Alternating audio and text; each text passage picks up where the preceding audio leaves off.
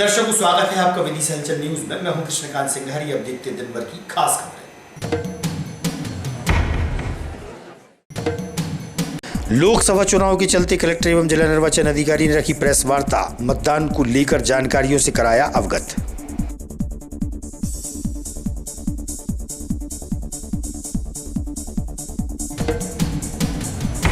श्री रामनगर बरीपुरा चौराहे के खुदे नाले में आए दिन गिरते हैं 4 पहिया वाहन। लोगों में बना रहता है डर, धंस जाते हैं वाहन।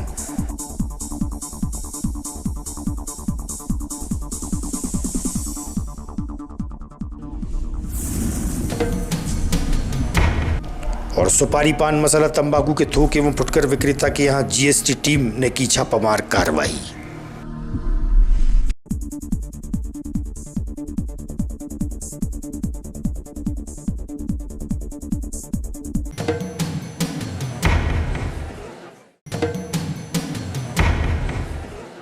अब खबर विस्तार से। कलेक्टर एवं जिला निर्वाचन अधिकारी बुद्धेश कुमार वैद्य द्वारा लोकसभा निर्वाचन के अंतर्गत होम वोटिंग एवं निर्वाचन संबंधी अन्य जानकारियां साझा करने के उद्देश्य से पत्रकार वार्ता का आयोजन किया। कलेक्ट्रेट कार्यालय के बेतवा के सभागार में पत्रकारों की उपस्थिति रही। वहीं एसपी सहित जिला पंचायत सीईओ भी मौजूद रहे। ये हमारा टारगेट है, जैसे कि हम लोग इसको एक व्यक्ति दो कम लोग आ जाए, बट 2 लोगों को मोटिवेट करके आ जाए, इस प्रकार से नहीं रहता है चीज को। नेक्स्ट बता। ये हमारे क्रिटिकल और जरूरत मतदान केंद्रों का विवरण है। हमारे जिले में कुल 396 टोटल क्रिटिकल पोलिंग स्टेशन है, जिसका विभाग पर अपना मतदान का उपयोग करने के लिए आगे असमर्थ हो सकते हैं। ऐसे मतदाता जिन्होंने किसी कारणवश विधानसभा चुनाव में अपने मतदान का प्रयोग नहीं किया, हम एक के अनुसार इन्हें बनाया गया है। इसी तरीके से सागर हमारे संसदीय क्षेत्र में टोटल 802 मतदान केंद्र है और 1 सहायक मतदान केंद्र है। इस तरह पूरे जिले और पहुंची तो उनके पास आमंत्रण कार्ड देंगे, पीले चावल देंगे, और इसके लिए हमारे स्कूल के वॉलंटियर्स भी रहेंगे। हमारा बूथ अवेयरनेस ग्रुप है, जिसमें आंगनबाड़ी कार्यकर्ता है, सहायिका है, सचिव जी। दूसरा, हमने हमारे जो स्थानीय कर्मचारी जो बीएलओ है, आशा कार्यकर्ता है, आंगनबाड़ी कार्यकर्ता है, उनको सबको इंस्ट्रक्शन दिए हैं कि जो भी बुजुर्ग मतदाता है या जिनके घरों में किसी प्रकार का शादी ब्याह या कोई समारोह, कोई आयोजन या जो हमारी सर्जेंट और लेटेटिंग इवेंट, अगर वो मतदान केंद्रों पर आते हैं तो फोल्डर करना होगा।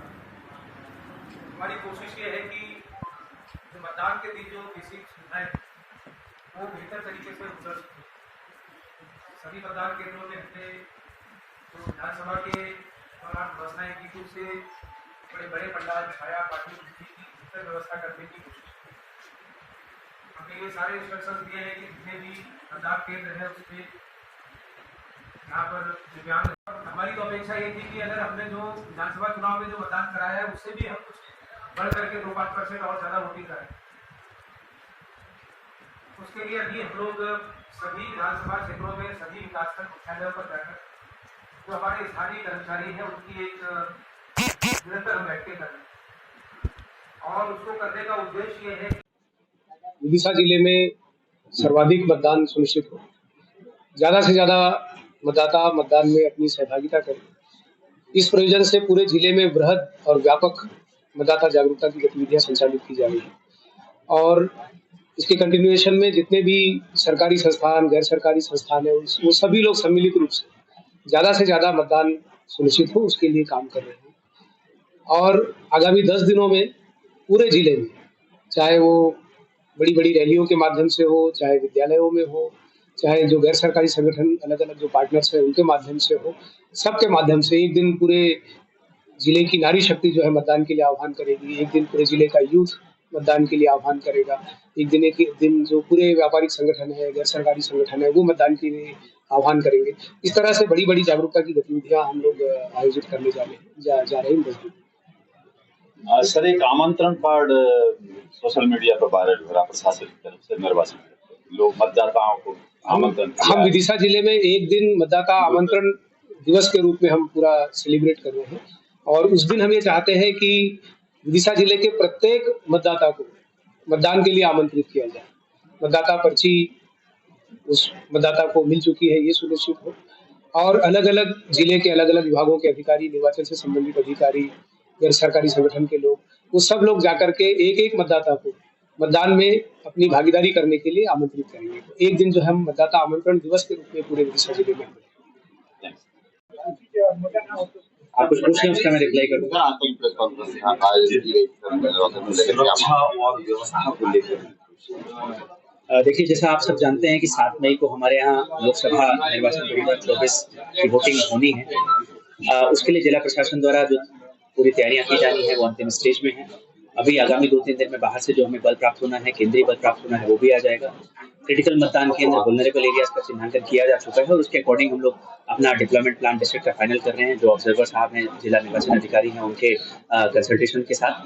और इसमें जो भी आवश्यक तैयारियां हैं, चाहे वो सेक्टर पुलिस मोबाइल हो, सेक्टर मजिस्ट्रेट्स की गाड़ियां हैं, FST SST दलों द्वारा चेकिंग की जानी है।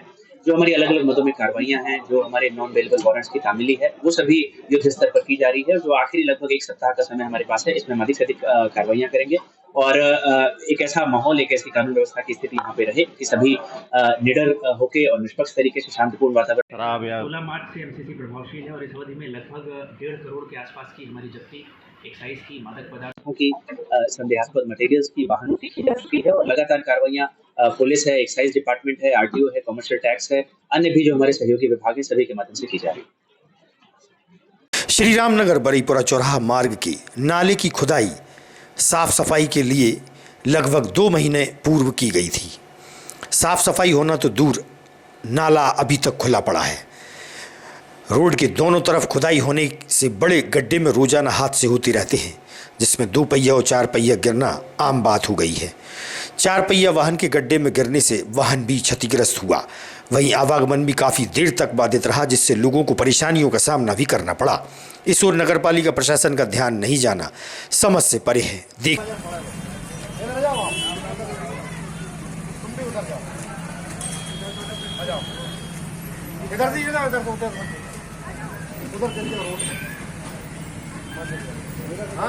कौन सा एरिया है ये?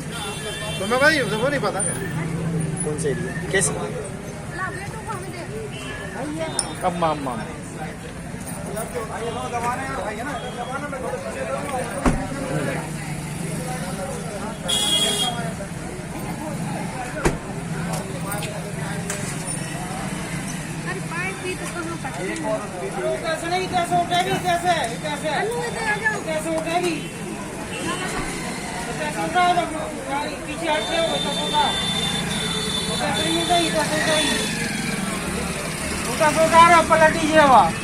कौन सा एरिया है ये? कौन सा मोहल्ला? बरीपुरा चौराहा।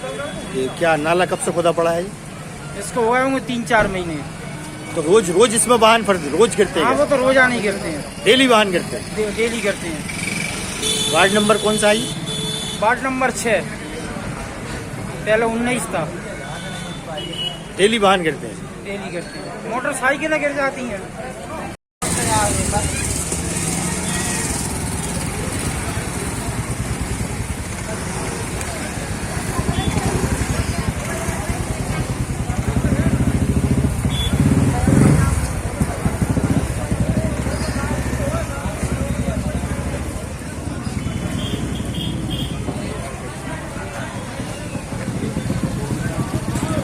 कितनी देर से गाड़ी फंसी है जी? हैं? आधे एक घंटा हुआ है।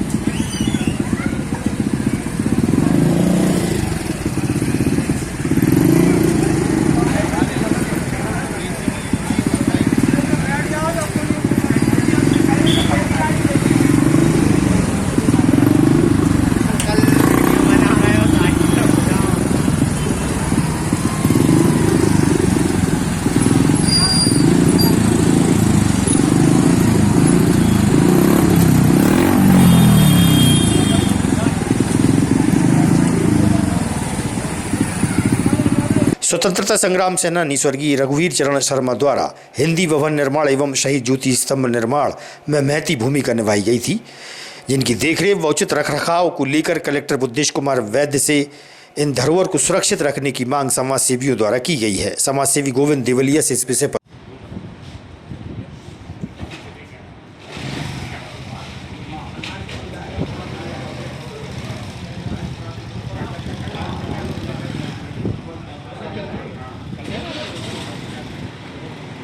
किस संबंध में कलेक्टर से मुलाकात हुई आपकी? अभी हम लोग कलेक्टर महोदय से मिलकर रघुवीर चरण शर्मा स्वतंत्रता संग्राम सेनानी महोदय द्वारा जो ट्रस्ट बनाया गया था, जिसमें उन्होंने अपनी सम्मान निधि को नगर के विकास के लिए, नगर में क्रांतिकारियों की मूर्तियों के लिए, हिंदी भवनों के लिए, शहीद ज्योति स्तंभ के लिए, इस तरह विभिन्न कार्यों में अपनी सम्मान निधि का व्यय उन्होंने किया था। उन सब कार्यों में थोड़ी बहुत सुधार की मरम्मत की आवश्यकता है। उस संबंध में आज माननीय कलेक्टर महोदय को हमने ज्ञापन दिया। इसमें मांग की गई कि शहीद ज्योति स्तंभ में जिले भर के स्वतंत्रता संग्राम सेनानियों के शिलापट लगे थे, जो पिछले वर्ष बरसात के समय एक तरफ की दीवार गिरने से वो शिलापट भी टूट गए। उन शिलापट को फिर से लगाया जाए, पहली मांग ये थी। दूसरा, शहीद ज्योति स्तंभ का पत्थर लगा हुआ है, मार्बल, उसको फिर से ठीक किया जाए। काफ़ी पुराना हो गया है, उसका रंग भी उड़ गया है। इसी तरह से चंद्रशेखर आज़ाद की मूर्ति जो मेडिकल कॉलेज अस्पताल वाले रोड पर लगी हुई है, उसमें नीचे का फर्श कुछ उखड़ गया है, रेलिंग भी टूट गई है, उनको सुधारा जाए। और हिंदी भवन जो एक बहुत हमारी बड़ी स्वप्नदृष्टा एक योजना थी, वो हिंदी भवन भी पूरा बड़ा हो। क्या आश्वासन मिला कलेक्टर से? कलेक्टर साहब ने सीएम को तत्काल बुलवाया, हमारे सामने उनको हमारा ज्ञापन सौंप के कहा कि इस पर आप काम शुरू करिए। अगली बार 15 दिन बाद चुनाव के बाद हम बैठेंगे फिर से लोगों के साथ, तब कितना प्रोग्रेस हुई उसके बारे में चर्चा की जाए। पान को स्वास्थ्यवर्धक भी बताया गया है। लोग पान का सेवन पहले के समय में अधिक करते थे, लेकिन आज के समय में पान की खेती कम हो रही है। इस संबंध में पान विक्रेता से हुई चर्चा तो उन्होंने बताया कि पहले 1000 डलिया पान की आती थी, अब पान की कीमत नहीं बची। सुनिए आप चौरसिया जी का इस विषय पर क्या कहना है।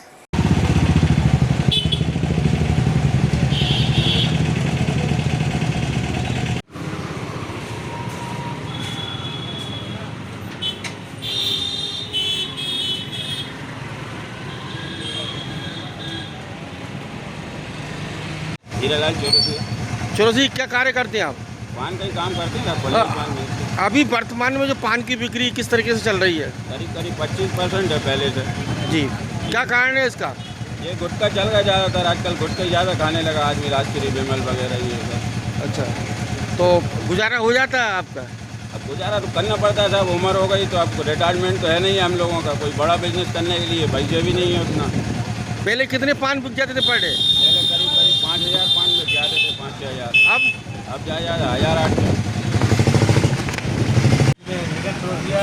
अध्यक्ष पान मसाले एसोसिएशन। ये जो पान के बारे में जानकारी दे, पान पहले कितना आता था, अब कितना आ रहा है शहर में? हाँ, पान में पहले तो है कि बहुत आता था, कम से कम ये मान चले पर पूरे बलिया जिले में कम से कम 1000 टोकरी आती थी कम पान की। पश्चिम बंगाल, कर्नाटका और तमिलनाडु, रानी बिंदु, ये यहाँ से पान आता था। तो पश्चिम बंगाल से आता था मीठा पत्ता और बंगला पान, और तमिलनाडु से आता था मद्रासी पान। और चूँकि आसपास के क्षेत्र, राजधानी क्षेत्र में बाड़ी बनेली है, तो स्थायी पान के लिए यहाँ पे आता था, लेकिन अब आना बंद हो गया क्योंकि अब उसकी यहाँ पर किसानों ने उसको लगाना बंद कर दिया। क्या कारण है पान कम होने का? पान की खेती कम होने का कारण है क्योंकि सरकार इसमें कोई किसानों को कोई सब्सिडी नहीं देती और कोई प्रोत्साहन नहीं देती। पान की फसल जो है बहुत जल्दी, बहुत कमजोर फसल होती है और जल्दी खत्म नष्ट होने वाली फसल। कौन कौन से पान होते हैं ऐसे?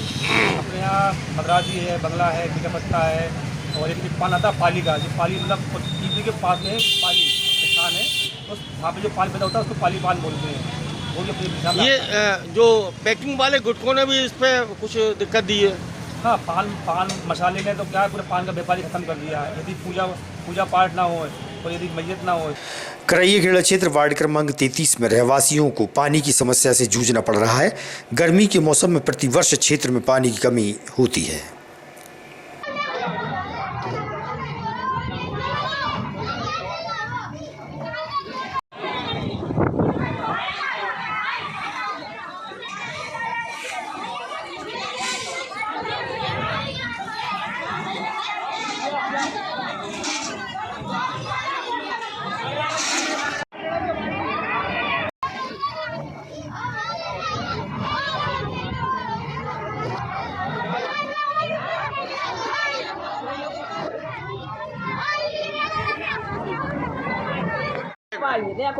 एक बार कौन सा मोहल्ला, कौन सा वार्ड है? जो एक ही वार्ड है। क्या नाम वार्ड का? कौन सा वार्ड है? 33। जहाँ पे एक टैंकर आता है भैया 3 आते हैं, कल 3 आए थे, हमने बोला वो 6 दिन आता लड़ाइयाँ हो रही हैं, एक टैंकर नहीं आ तो 6 दिन से काल मुश्किल में आ, 6 दिन में तो वो भी ई तरफ के तक उ तरफ सबरे पहुँचे थे पानी भरे, तब भी मेरो पानी सब लोटा रहा अपनी ऊपर तो ये टैंकर पर्याप्त नहीं हो रहा है आपके लाने या और ज्यादा? कुछ नहीं हो रहा। आपने पार्षद से किया इस मामले? हाँ कल हमने पार्षद से की गया था 10 बेर, हमने 181 भी लगाओ तो हाँ, और टंकी के हमारे 2 आदमी टंकी के ना भी गए थे कल इतनी बेर, जब आओ तो मुश्किल में 6 दिन में, और जितने लड़ाइयाँ हो रही और उधर 3 टैंकर आ रहा, जितने लड़ाइयाँ नहीं हो रही तो उधर एक ही टैंकर नहीं आ रहा। कौन सा मोहल्ला है? मेरा नाम अमित है, मैं तीसरी पार्ट से हूँ। यहाँ पर एक ही टैंकर आता है क्योंकि सभी पानी पर्याप्त नहीं हो पा रहा है। तो आपने शिकायत की इस मामले में? शिकायत की बोला था, पार्षद से बोला था, उन्होंने बोला टैंकर करवाएंगे, पर अभी तक टैंकर को आगे ज़्यादा नहीं आ रहे हैं, तो गली में बहुत दिक्कत आ रही, लड़ाई झगड़ा ज़्यादा हो रहा है। शहर में भारी वाहनों का प्रवेश दिन में प्रतिबंधित होने के बावजूद प्रवेश जारी होता है। भारी वाहनों की एंट्री सुबह 9 से रात्रि 9 तक प्रतिबंधित है, लेकिन शहर में धड़ल्ले से भारी वाहन घुसने से यातायात व्यवस्था चरमरा गई है। माधवगंज से बड़ा बाजार सबसे व्यस्ततम मार्ग होता है। मेन रोड कोतवाली के सामने एक बड़ा ट्रक के आने से जाम की स्थिति बनी। वहीं पुराना हॉस्पिटल रोड पर भी ट्रक ने जाम लगा दिया। देखिए अब सड़क पर लोगों का संघर्ष, यातायात पुलिस भी कहीं नजर नहीं आती।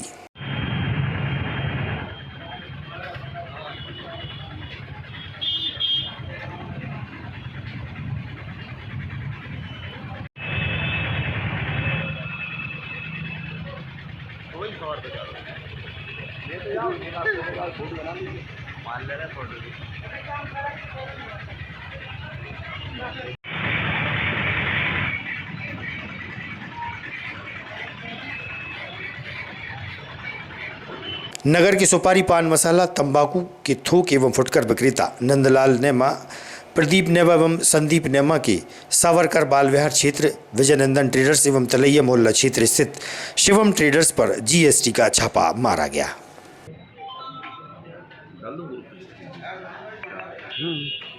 योगेश बैठा होगा ना भाई मेरा अंधेरा।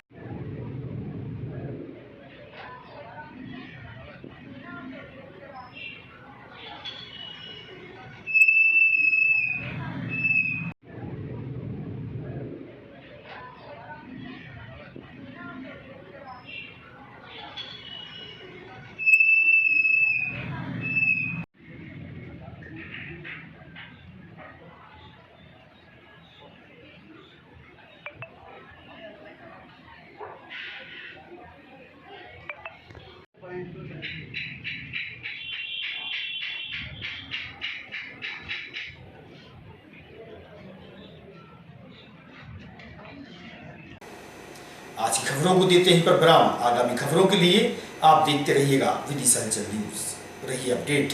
नमस्कार।